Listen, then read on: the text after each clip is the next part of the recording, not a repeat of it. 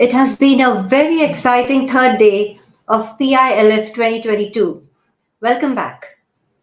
One of our most awaited session today, Cloud Money by Dipankar Mukherjee in conversation with Brett Scott, will begin now.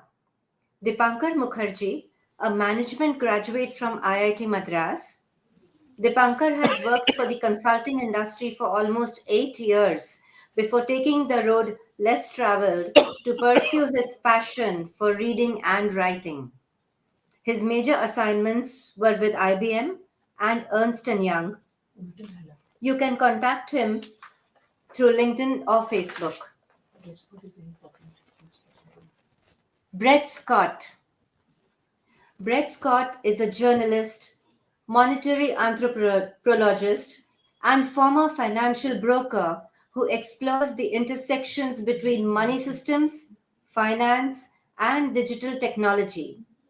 In 2013, he published The Heretic's Guide to Global Finance, Hacking the Future of Money, a guide to high finance and the emergent forms of alternative finance, alternative currencies, and activism that are challenging it. He has spoken at hundreds of events across the globe and has appeared across international media, including BBC World News and Sky News.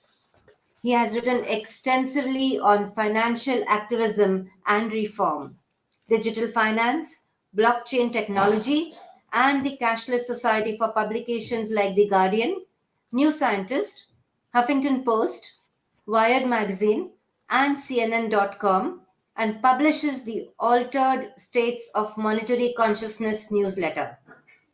He did a degree in anthropology in South Africa and a master's in international development at Cambridge University, UK, and is a senior fellow of the Finance Innovation Lab UK and an associate at the Global Prize.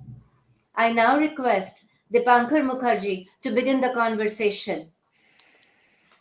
Thank you, Renu. It's a pleasure to be at PILF 2022 and great to be in conversation with you, Brett. How are you doing? Good, thank you. I'm here in Berlin. It's very, very cold. But yeah, great to join you. Absolutely. It's a pleasure for us at PILF to be able to have this conversation with you. And let's begin and let's not wait anymore. So, my first question to you, Brett, is that after your first book, what gave you the idea of doing your second, and especially calling it Cloud Money? Sure, yeah. Well, my first book, which Reno was mentioning, was the Heretic's Guide to Global Finance, which came out in 2013, and the Heretic's Guide was basically a guide to the financial system for anybody who was concerned about the power of finance. And of course, in the wake of the global financial crisis in 2008, that was a big topic. People were interested in how do you challenge the power of the financial system and so on. So the book was about that. And I was looking at also at alternative forms of finance. So, different styles of finance. And around that same time, actually, there was the fintech sector. So financial technology companies were coming to prominence around 2013, 2014, when that first book came out. And many of these fintech companies liked to see themselves, or had a kind of a self-image perception, that they were also challenging the financial sector, that they were also a type of alternative finance. All right. So they imagined that this is what they were doing. Whereas, I was based in London at this time, where the fintech sector is very, very big. And it became very apparent to me that what the fintech sector was often doing was, rather than challenging big finance, it was often just sort of automating the existing financial system. All right.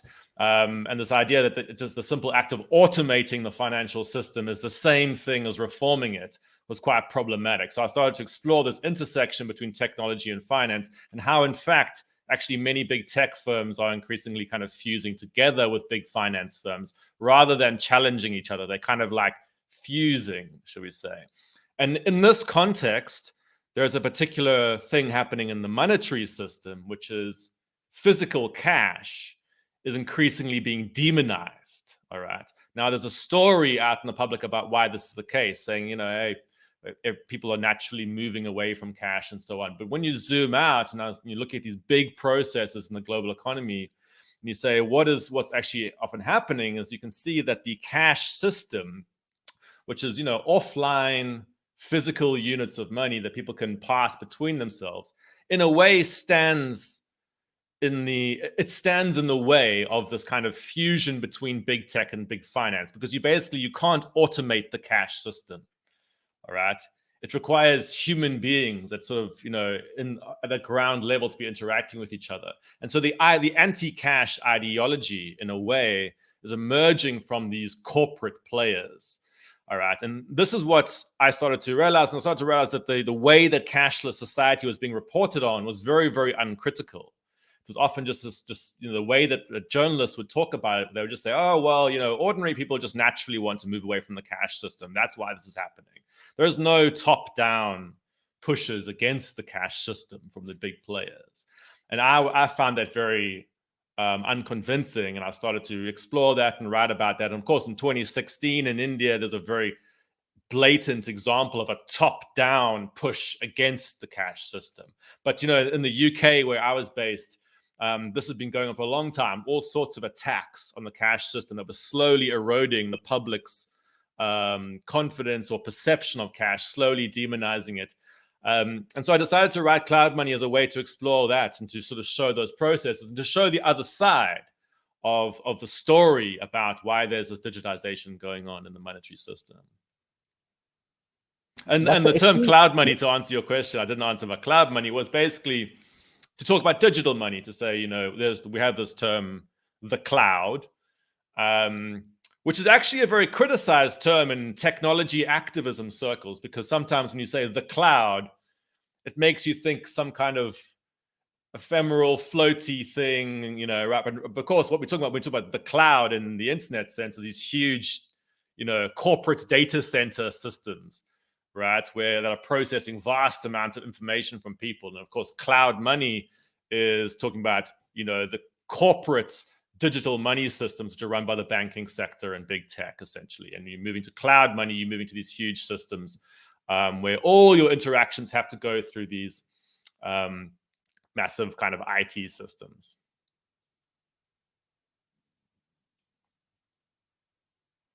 Oh, you're muted. I think I'm unmuted. I'm sorry. Yeah. So in your experience in the research that you've done, before I jump into the next question on the book, do you think there is some kind of a ulterior motive or a conspiracy theory for taking cash out of the system, physical cash out of the system? I wouldn't call it a conspiracy. I would call it, bear in mind what I'm doing. I come from an economic anthropology background. I've worked in the financial sector, but also I'm often interested in the kind of cultural and human processes that are going on in systems, how people influence each other, how mimetic processes spread. And economic anthropology is often quite critical of mainstream economics. Bear in mind, in mainstream economics, the way that the economy is often spoken about, they'll speak about consumers. There's a sort of this idea that what drives an economy are these sort of the everyday person, in a market making rational decisions. All right. But when you go into the anthropology of economic interactions, you realize that everybody is caught in these huge webs with each other, and they all influence each other. And actually, these very, very big players, such as big corporate conglomerates, for example, can have an outsized impact on affecting the culture in an economic system, right? So, in many ways, what happens in these in large-scale capitalist systems, that you can have these oligopolies of big companies that can actually affect how everybody else thinks, all right, and can have outsized amounts of market power in that situation. So you don't need a conspiracy theory to describe how these top-down players affect our perceptions. Actually, it's just what big corporates do. All right. So Visa, for example, which is one of the biggest digital money players in the world. Visa has, in their marketing department, they have a constant attack on the cash system. All right. They're constantly pushing out anti-cash propaganda, essentially. Of course, to a Visa executive, this is just marketing. They're just like, well, we're a company. We lose money if people use cash, right? We make more money when people use our systems. Okay, push out anti-cash propaganda on our marketing systems. This is what we do as a company. It's not like a coordinated conspiracy. It's just what profit optimizing corporations do. All right. And when they all kind of do it at the same time, they create this whole kind of like atmosphere and vibe, right? And actually, this ends up often influencing politicians too. So, for example, in my home country in South Africa, local South African politicians are actually relatively powerless in the global system.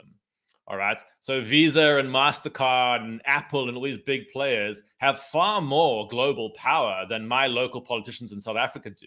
So what a lot of the local politicians will end up doing is to sort of like, actually repeat the same mantras that come out of those big corporate sectors. So I'll have South African politicians who say, it's very, very important that we move towards digitizing everything and automating everything. And they kind of like think that it's coming from their own volition. But in reality, that story has been put in place over many decades by big corporate players, right? So they're actually almost like channeling that. And so this is often what's happening in the global system is, and I think, it takes quite a while to sort of see those processes, but I'm always looking at that kind of stuff.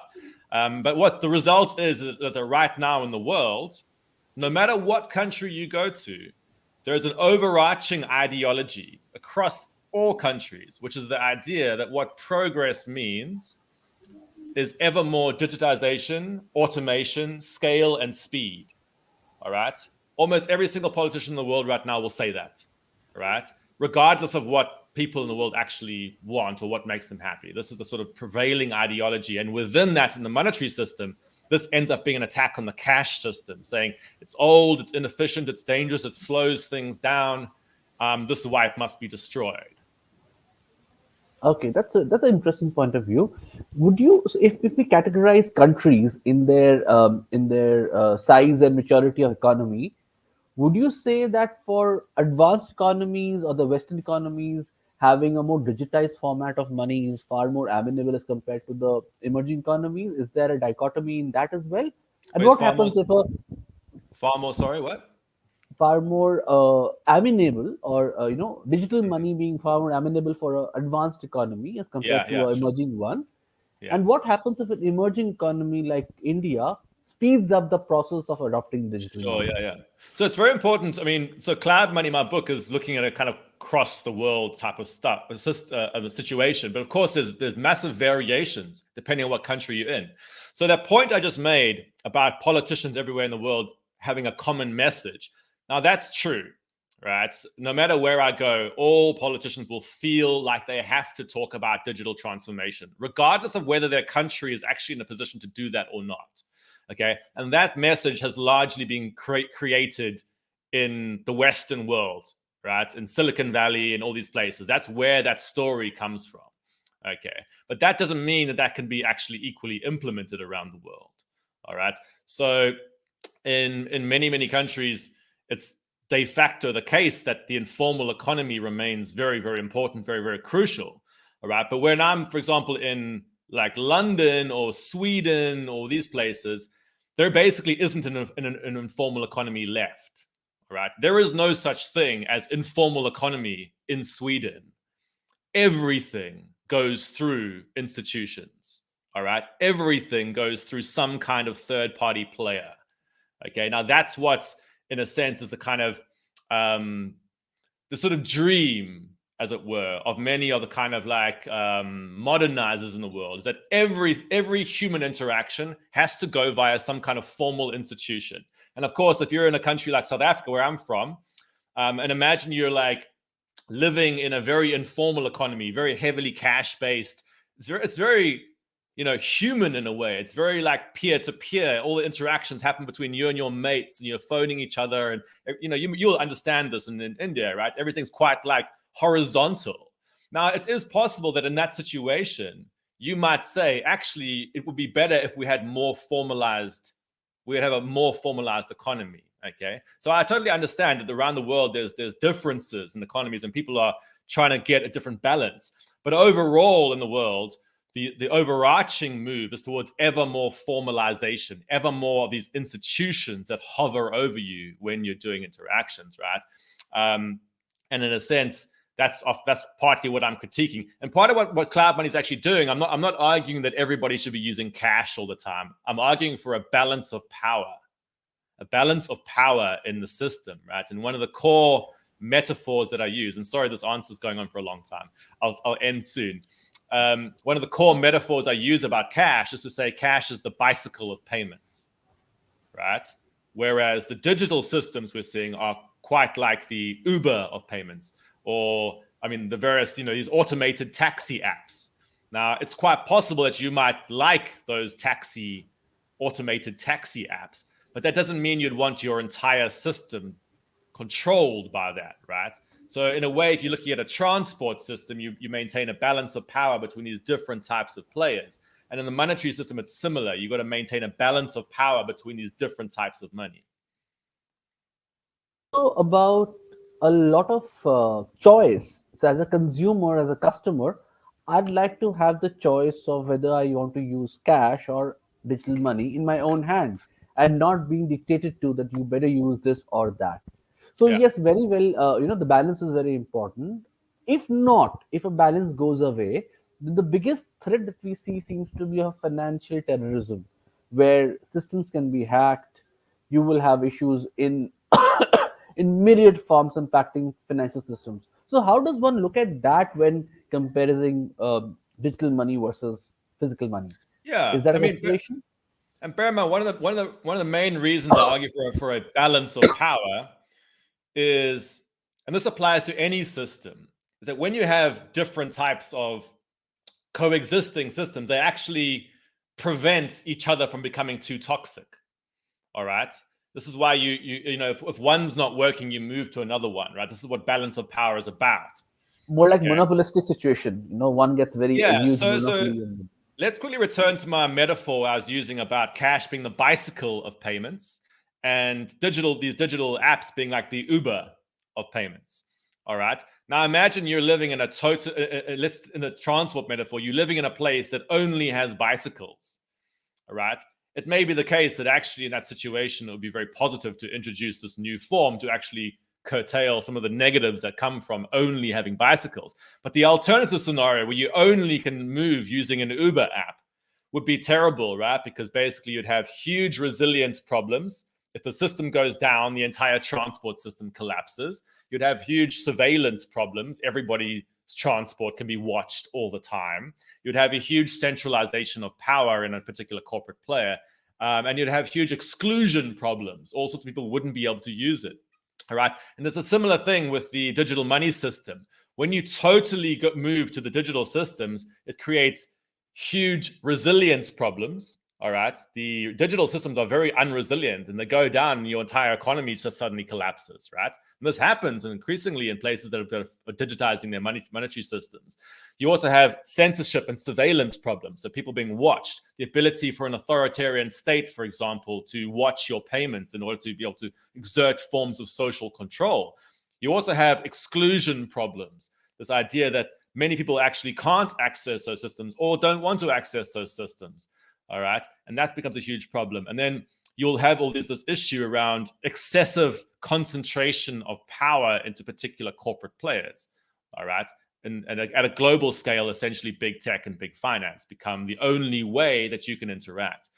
Now, I haven't been to India, so I don't actually know that the sort of lived experience on the streets. But for example, if I go to London right now, which has become very heavily digitized over the last couple of years, I basically cannot interact with somebody else economically unless I ask Visa and MasterCard to do it for me. All right. I literally cannot survive in that society unless I'm going through these institutions. And that's very much like the situation where I can't travel unless I call an Uber. All right. And this is the sort of the way to think about this issue, is that the negative sides of digital systems really come out when there's no alternative. All right. So the cash system provides this important counterpower. So on that, since you mentioned the balance of power factor, what would you say about program money?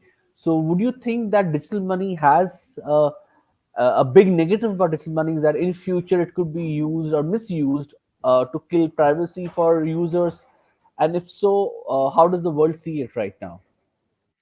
Yeah, sure. Now, bear in mind, in a modern market economy, you can't survive unless you exchange with other people. All right. And unless you're living in a sort of semi-subsistence situation, which some people in the world still, are, you can actually still survive without using markets. But for most people in, the world, you literally can't survive unless you're doing monetary exchange. Okay. So the ability to control payments in that situation becomes a very, very powerful political tool. All right. To say, I know that you have to use the monetary system to survive. And if you have to go through some institution to use the monetary system, we can form sort of, watch what you're doing and form potential conditions upon your exchange to say, you can exchange for this, but not for that. You can exchange up to this amount, but not that amount. And this is the programmable money idea, this idea that, the intermediaries in a large-scale monetary system can start to place conditions on how you can interact economically with other people. All right. We've already seen those types of things being pioneered in sort of various forms of automated or digital welfare systems, where welfare recipients, for example, in Australia, will be prevented from buying certain things. All right, by these digital money systems, and these systems can be pioneered, and they're if you're seeing it in China, you're seeing in various places like this, these pilot programs, which are all about placing conditions upon what you can spend money on, right? And of course, in a hypothetical scenario, when you're in a cashless society, that becomes a very, very powerful means to exert forms of top-down control. Okay, so that's really the programmable money discussion. Right now, in most countries, you don't have this happening, but it's a technical possibility that's being explored by many players, and many sort of central bankers put a kind of positive spin on this, but it could have very, very negative connotations or very, very negative effects. Especially when we see a lot of the world powers moving towards a system which is far more conservative, probably far right, and would want to exert more control on their population. So yes, Yeah, that's absolutely. The rise of authoritarianism. Yep. So let's come to the idea of crypto and Bitcoin.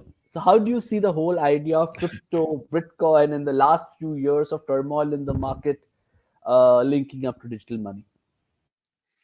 Yeah, look, there is a strong connection, and I have 2 chapters in my book which cover the crypto world. I'm very careful, though, to place crypto in context, in political context. All right. And it's important to understand the political context, because basically in the 1990s, there were internet activists or digital activists who were looking ahead in time and saying, if we end up in a cashless society, in other words, a society where you can't economically interact unless you go through these big central institutions, if we end up in that society, we're going to have huge problems of surveillance, control, resilience, all these issues that I mentioned. All right. And people that in the 90s started to experiment with how you would design a so-called digital cash, which would act as a kind of digital counterpower to that mainstream type of digital money. All right. And the various experiments that took place in the 1990s culminated in the Bitcoin system, which emerged in 2008, 2009, and got developed over the following years. And so it's important to understand that Bitcoin does come out of a political impulse that says it's a problem that we'll have a cashless society. But having said that, the reality of what Bitcoin's ended up being is very, very different to what its original sort of maybe political background is. All right. The reality is what Bitcoin's ended up becoming is a kind of tradable, collectible digital object within the normal monetary system. So the vast majority of people who use things like Bitcoin are actually buying it with normal money and then reselling it for money. So it's essentially treated as a kind of speculative asset. It's not really treated as a monetary system at all. Although many of the core Bitcoin community still goes through this rhetoric, this idea that what Bitcoin actually is a challenge to the monetary system. All right. And there are certain money-like elements to the Bitcoin system, but in reality, it's a kind of swappable, speculative digital object, which is very, very volatile. So for the vast majority of, let's say, small businesses or ordinary people, it's incredibly hard to actually use an incredibly volatile thing as a monetary system, right? Because bear in mind, the Bitcoin system goes through these crashes where it sort of loses 40% of its monetary price in one day and then bounces back up. And imagine you're a shop owner trying to deal with your nervous system is going to be totally shot by this if you're actually trying to manage a business. All right. So for most people, that the crypto system doesn't actually form an alternative. But that said, it's created a lot of hype. It's created a huge industry around it, a huge gambling industry, essentially. And it's also, in a way, has become a kind of what's the word? A place where people project their visions of some kind of alternative. All right, a kind of like so in some ways, it's created some interesting things, but it hasn't done what it's claimed it's going to do. So, Brett, I strongly feel that Bitcoin and crypto has actually confused the audience on digital money a lot. As a matter of fact, when I look at these three elements, digital money, digital currency, and the crypto world, somewhere because of the overemphasis on crypto and the speculative nature of crypto, the entire and all three of them have been kind of mixed up. What is your view, and how is the world dealing with that? Yeah, it's a huge problem. So every time I get asked to, often when I'm in interviews on media and stuff, you'll have a journalist and they say, oh, okay, so your book is about cash versus cryptocurrency. I'm like, no, my book is about the actual monetary system, which is about, government issued cash versus the banking sector controlled digital money system. All right. Which is what the actual cashless society debate is about. All right. Then there's a sideshow, which is the crypto assets, which are essentially objects within the normal system, much like anything you can trade in the normal system. The main difference is that these speculative assets market themselves as being digital money, which means they're constantly confusing people all the time. So the debate is really about like crypto versus cash somehow. And of course, one of the big bonuses for the actual digital payments industry is it distracts people. All right. For example, in London, where I have a lot of experience, right now, HSBC, the big banks like HSBC, Barclays, Santander, and big card companies like Visa and MasterCard are de facto taking over the entire monetary system. And yet, if you go into a London pub, what are people talking about? Bitcoin, and this is the real thing, right? Of course, for HSBC and all these huge players who are taking control, this is great because people are distracted. They're not actually looking at what's really happening in the monetary system, which is that the banking sector and big tech are taking over. Okay, so in many ways, the crypto world has become this very like problematic distraction for people. And I can sort of understand it politically why people push all their hopes and dreams and their sort of speculative impulses into it. But it absolutely, it's because it's a huge problem. And also currently in this debate around so-called central bank digital currencies, which is this new type of potential money that's going to be issued, it's also sort of really disorientating people about that debate, which we can go into if you want me to. There's one more point that you mentioned about digital currency. Now you already have wallets, okay? Digital wallets are there, and drones of them are there. Now you talk about digital currency as well, which are nothing but digitized form of real cash. You will have a, let's say, an Indian format, a 10 rupee digital value or 20 rupee digital value, equivalent of that to be traded. How does one, as in a consumer, get to deal with this entire information overload, and what is good and bad? How does one decide that? Yeah, yeah. Well, I think it's important. I mean, look, public understanding of monetary systems in general is very low. And I don't mean that to be an insult, it's just a reality. Most people in the world don't have very good training on monetary systems, and the economics discipline doesn't really help very much because often the economics discipline just doesn't have a very good idea about the monetary systems. Often just sort of takes it for granted. And so, one of the biggest things is to help people try to understand the structure of monetary systems so that they can understand the politics. All right. And in some ways, there's a few different, this is quite a complex area, but in some ways, the way that I would be looking at it is that a monetary system, if a person's thinking, often people imagine that a national currency is a single system, right? But in reality, it has all these different players involved. Okay, so there's the state that will issue physical cash, all right?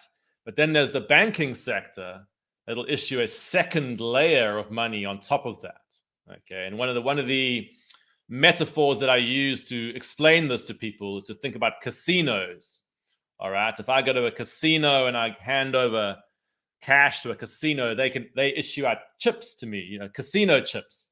And a casino chip is a privately issued form of money that's connected back to the cash, right? But it's a secondary system. And the digital systems that we use right now, all right, if you're using an app or cards and stuff, those are a digital casino chips, right? A sort of second layer of money. But then there's these third layer systems, all right? So if you're using these kind of, systems like Paytm and stuff like that, or these like PayPal, there are these third layer systems that are built on top of the second layer system, all right?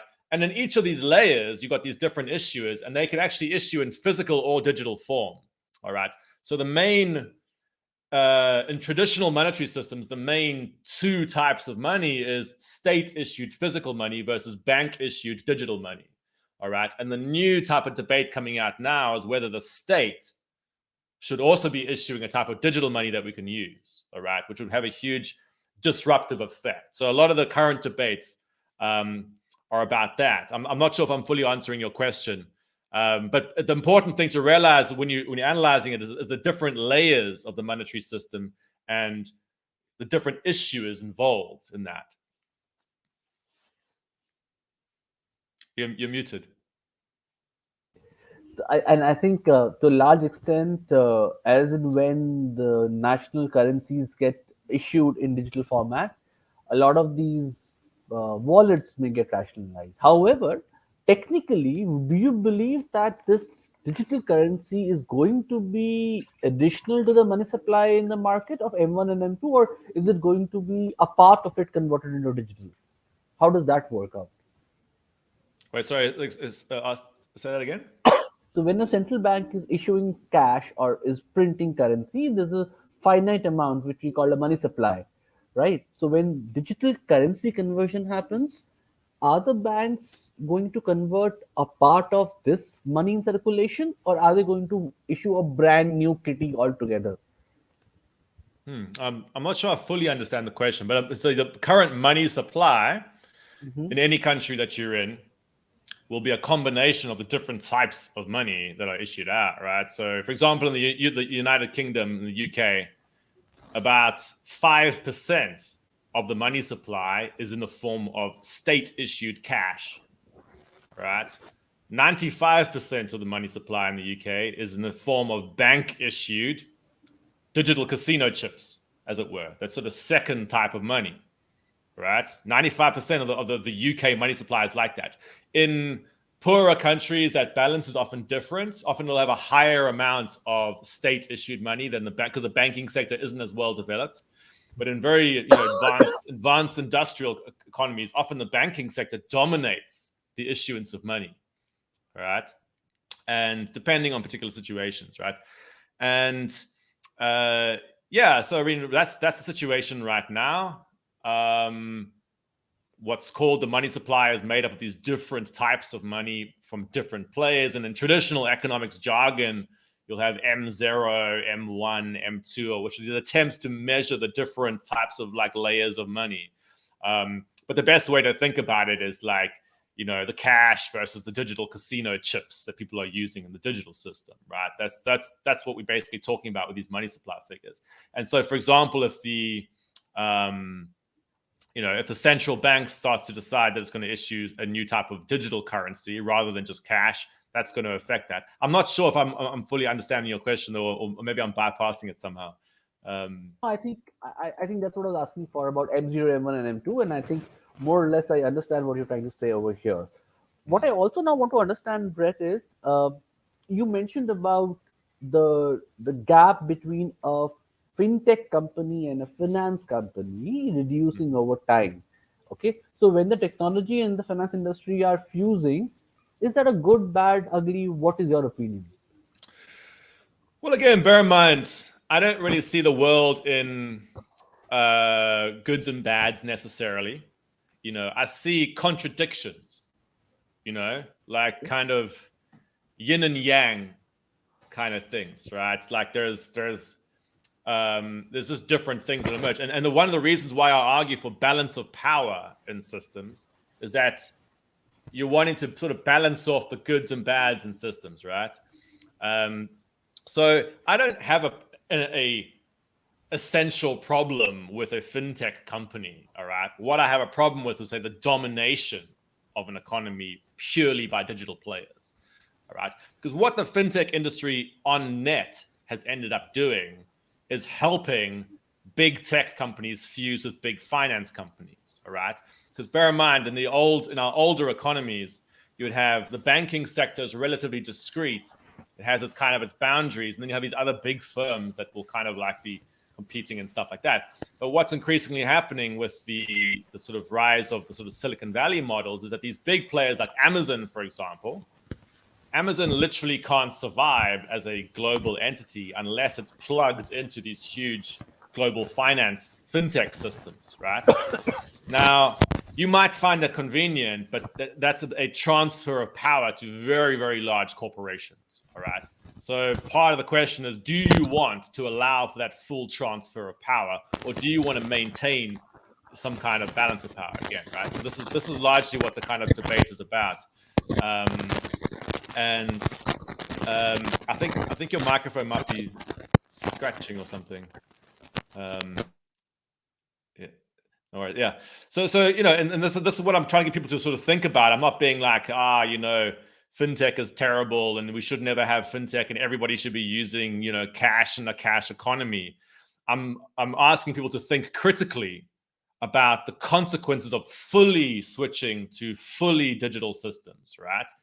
And that's partly, and to look at the sort of real world politics of that, right? Because we have these very euphemistic stories. The sort of dominant story in the public domain is that, the reason this all happens is that ordinary people just want ever more convenience and speed and da-da-da-da-da-da, all right? And in reality, it's got very, very little to do with what you personally want. It's got to do with what corporations, like how they optimize profit. Amazon ain't going to optimize profit if you're using cash, all right? Cash to an entity like Amazon is like a nightmare. All right. It's like human beings on the ground interacting with each other rather than going via my data centers. What is that? It's like you can't make profit off that as an Amazon entity, which is why that story like seeps down eventually into the public domain. All right. And so I'm trying to push this counterpower idea out so we can maintain these sort of like alternative ways of thinking. So, you know, you mentioned the word data. Okay, data has a huge impact in our current hyper-connected finance world. Okay, what's your opinion of what all can go wrong with data if we fully switch on to the model of digital money? Sure. I mean, there's in my book, I speak about three different, let's call them big Bs. Okay, there's Big Brother. Big Brother is the sort of typical one people think about when they're thinking about privacy and data. So kind of like an authoritarian, bully, kind of like, that's sort of watching you and trying to control you. Okay, that's one area of concern. All right, sort of big brother type systems. But then there's two others. There's a big bouncer systems. All right, so I'm thinking about a bouncer, the person who stands at a door and says, "You don't get to come in, you do get to come in." That's the sort of person who blocks access. And many companies use data for these kind of big bouncer purposes, to say you get access, you don't. You can come through, you don't get through, right? So a lot of the credit scoring systems, a lot of these kind of fraud detection systems have these like big ways of crunching data to try and work out if you should get access to systems or not. And that may or may not be positive, but the overarching thing that we would be careful with big bouncer systems is that if you get excluded from those systems, and if those systems are shared across vast digital systems in a society, you can block all sorts of people out of the economy with these type of big bouncer systems. Then there's a third type of player, which is the big butler. Okay, I'm thinking about the metaphor of a kind of a creepy butler who sort of stands behind you and says, you shouldn't look at that. Look at this rather.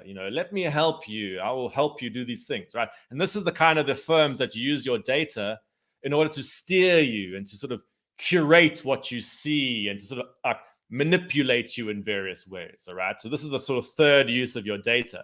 So there's data for control, like kind of authoritarian control. Then there's data to decide upon access or not. And then there's data to sort of manipulate how and steer you down particular paths, all right? And all three of those are very concerning. And when you combine those three types of data together, they can get very, very dystopian, There are these two famous books.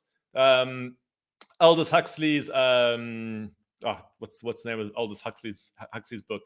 There's George Orwell's 1984, which is all about the Big Brother system.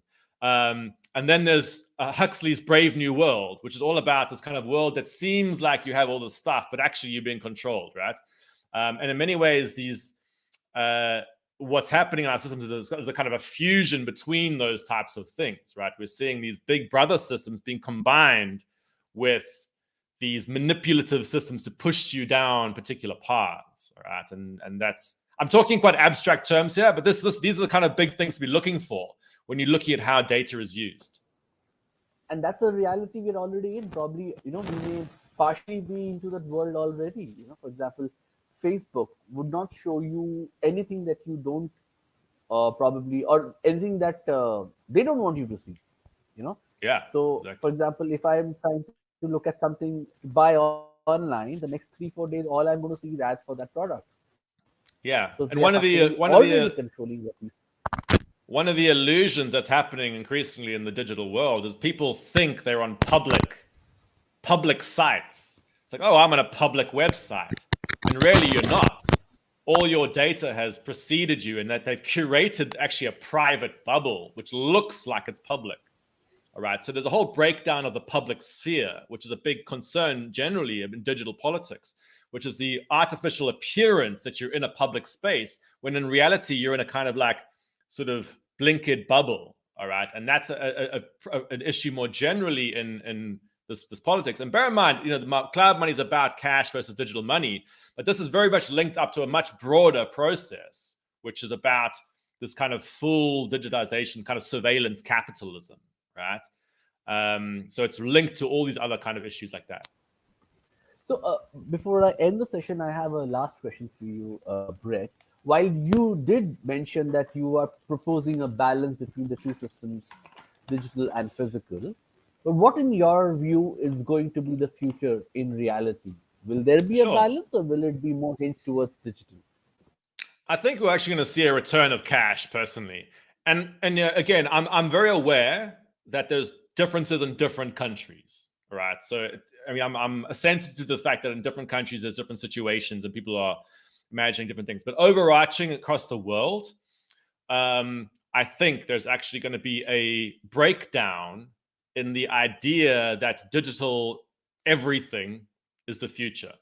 We've been living under that idea for quite a few decades now, this idea that progress is just ever more digitization. I think that narrative probably only has 10 more years. All right. It's going to start to break down, especially in an era of climate change, where you start to see increasing weather events that disrupt infrastructures, right? Bear in mind, these digital systems rely upon vast infrastructures that are quite vulnerable, all right? We also are seeing increasing cyber attacks and geopolitical instability, which actually digital systems become huge bottlenecks for that, right? You have your digital payment system attacked. It can be a massive vector by which a foreign, like an aggressor attacks a country, right? But also, so in this sense, you probably start to see a lot of interest in like how do you again not be totally dependent upon those digital systems. But also, I think among many people, there's increasing digital burnout, especially among young people. Young people are always spoken about as being like the digital future. But around teenagers and people like that, there's huge mental health crises, huge problems of actual digital overload. And I think that almost like the human body, there's only a certain amount of endless digitization that can take place before people just start to say, I'm actually feeling sick by this. I actually feel like it's too much, all right? And I think you could start to see cultural movements that say, there's nothing wrong with slowing something down. Why do we always have to accelerate? Why do we always have to automate, right? We are human beings. We are biological and we like to hang out, This idea that somehow we should be like plugged into a vast metaverse is a bit like alien, really. And I think you could actually start to see that cultural movement starting to emerge in the last 10 years. So in closing, I would say, actually, I don't think it's at all inevitable that the cash system goes into oblivion. You could quite possibly see a return to the kind of like analog and a kind of pushback. Great. I think that was a wonderful session, Brett, and I really enjoyed discussing the nuances of the system with you. Thank you so much. Thanks so much. Renu, over to you. We are so happy, Brett, that we got a glimpse into your inspiring journey. Thank you, Brett Scott and Dipankar Mukherjee, for this intriguing discussion and, of course, for being PILF guests. Our next session begins in 15 minutes, that is at 8 p.m. It is Discover Yourself by Andrea Raiku and Rina Pereira. We thank our title sponsors, Vishwakarma Publications, Silver Partner, State Bank of India, Bronze Partner, Bajaj Allianz, and our bookstore partner, Crossword. So see you in 15 minutes.